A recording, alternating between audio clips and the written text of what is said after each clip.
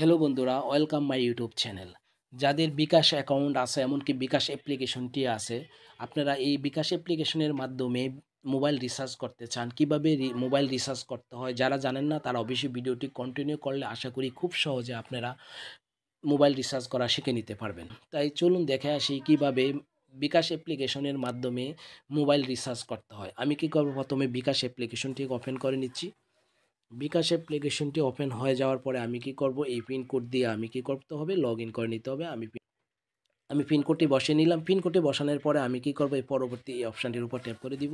এই অপশানটির উপর ট্যাপ করে দেওয়ার পরে আমার নতুন একটি ইন্টারফেস ওপেন হবে। দেখেন এই ইন্টারফেসটা ওপেন হলো। ওপেন হওয়ার পরে কিন্তু দেখেন এখানে লেখা আছে মোবাইল রিচার্জ ২ নম্বরে। আমি এই মোবাইল রিচার্জ এখানে আমি ট্যাপ করে দিব। এখানে ট্যাপ করে দেওয়ার পরে দেখেন আমাকে এই পেজটিতে নিয়ে আসলো। এই পেজটিতে নিয়ে আসার পরে আমি যেই নাম্বারটি রিচার্জ করতে চাই সেই নাম্বারটি আমি এখান থেকে সিলেক্ট করতে পারবো, অথবা আমি এখানে বসিয়ে নিব।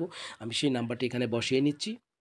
আমি কি করলাম, যেহেতু আমার এখানে কিন্তু মোবাইল নাম্বারটি নেই, যার জন্য আমি সম্পূর্ণ নাম্বারটি এখানে বসিয়ে নিলাম। বসে আমি কি করব, পরে ধাপে যেতে ট্যাপ করুন, এই অপশানটির আমি ট্যাপ করে দিব। এই অপশানটির উপর ট্যাপ করে দেওয়ার পরে আমাকে এখানে দেখাচ্ছে আপনি কোন কোম্পানির সিম রিচার্জ করতে চান সেটা সিলেক্ট করতে হবে। আমি রবি সিলেক্ট করে দিলাম। রবি সিলেক্ট করে দেওয়ার পরে দেখেন এখানে কিন্তু আমাকে টাকার পরিমাণটা কিন্তু দেখাচ্ছে। দেখেন আমি কি করব, ইন্টারনেট, তারপরে এখানে কিন্তু পরিমাণ ইন্টারনেটের জন্য ৩৯৮ আছে, ১১৯ আছে, ২০০ এত আছে। আমি কি করব, ইন্টারনেটের জন্য যেহেতু করব, আমি এখান থেকে খুঁজে নিতে পারি, অথবা আমার যেহেতু এখানে টাকার পরিমাণটা দেখিয়ে দিচ্ছে, আপনি যদি এই পরিমাণ টাকাই আপনি রিচার্জ করতে চান তাহলে কি করতে হবে, আপনার এই টাকাটা সিলেক্ট করতে হবে। আমি কি করব, ৩৯৮, অথবা আমি কি করব, আমার মতো করে আমি টাকাটা সিলেক্ট করব। তবে আমি আমার মতো টাকা সিলেক্ট করতে হবে। আমি কি করব, এখানে ৩০০ টাকা সিলেক্ট করে দিচ্ছি। আমি ৩০০ টাকা সিলেক্ট করে দিব। ৩০০ টাকা সিলেক্ট করে দিয়ে, আর যদি আপনি এখান থেকে টাকার পরিমাণ সিলেক্ট করতে চান তাহলে এখান থেকে সিলেক্ট করে দিবেন। আমি আমার মতো করে ৩০০ টাকা সিলেক্ট করলাম। সিলেক্ট করে আমি কি করব, এগিয়ে যান, এই অপশানটির উপর ট্যাপ করে দিব। এই অপশানটির উপর ট্যাপ করে দেওয়ার পরে দেখেন এখানে কিন্তু আবার আমার কিন্তু বিকাশের পিন কোডটি চাচ্ছে। আমি বিকাশের পিন কোডটি বসে আমি কি করে, পিন কনফার্ম করুন, এই অপশানটির উপর আমি আবার ট্যাপ করে দিব। এই অপশানটির উপর ট্যাপ করে দেওয়ার পরে দেখেন এখানে কিন্তু আমার বিকাশে কত টাকা রিচার্জ হচ্ছে সেটা কিন্তু এখানে দেখাচ্ছে।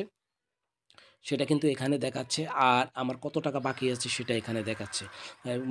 কোন কোম্পানি সেটাও দেখাচ্ছে, প্রিপেড সেটাও দেখাচ্ছে। এখন মোবাইলে রিচার্জ করতে ট্যাপ করে ধরে রাখুন। আমি কি করব, এখানে আবার ট্যাপ করে ধরে রাখবো। এখানে ট্যাপ করে ধরে রাখার সাথে সাথে এটা ফুল হয়ে যাবে।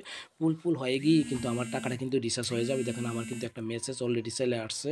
আর এখানে কিন্তু আমার সব ট্রানজ্যাকশন এই ইয়াটা কিন্তু দেখাচ্ছে। তারপরে আমি কি করব, দেখেন এখানে কিন্তু পেজে ফিরে যান। এটার প্রয়োজন আমি কি করব, এই বক্স এখানে একটা টিক মার্ক দেওয়া আছে, এখানে ট্যাপ করে দিব, অথবা অটো পে চালু করুন। আমি অটো পে চালু করার প্রয়োজন নেই। অটো পে চালু করলে আমাকে কি করবে, যখনই প্রয়োজন অটোমেটিক কিন্তু টাকাটা কিন্তু রিচার্জ হবে। আমি অটো পে চালু করলাম না, আমার কিন্তু অটোমেটিক কিন্তু আমার টাকাটা কিন্তু ট্রানজ্যাকশন হয়ে গেছে। এখন কিন্তু মোবাইলে এত টাকা আছে। তারপরে আমি কি করব, যেহেতু আমার কাজ কমপ্লিট, আমি কি করব, হোম পেজে ফিরে যান, এই অপশানটিতে ট্যাপ করে দিয়ে আমি আবার হোম পেজে ফিরে আসলাম। এইভাবে আপনারা যারা বিকাশ অ্যাপ্লিকেশন ব্যবহার করেন কিন্তু মোবাইলের সিম কার্ড কীভাবে রিচার্জ করতে হয় জানেন না, তারা এই ভিডিওটি দেখে শিখে নিতে পারেন কীভাবে মোবাইলে সিম কার্ড রিচার্জ করতে হয়।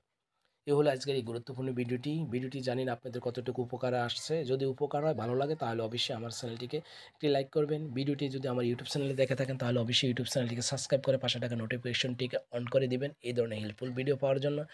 ভিডিওটি যদি আমার ফেসবুক পেজে দেখে থাকেন তাহলে অবশ্যই ফেসবুক পেজটিকে ফলো দিয়ে রাখবেন। ভিডিওটি টাইমলাইনে শেয়ার করে রাখতে পারেন, পরবর্তীতে আপনার অনেক কাজে আসবে। ওকে, আল্লাহ হাফেজ, ভালো থাকবেন।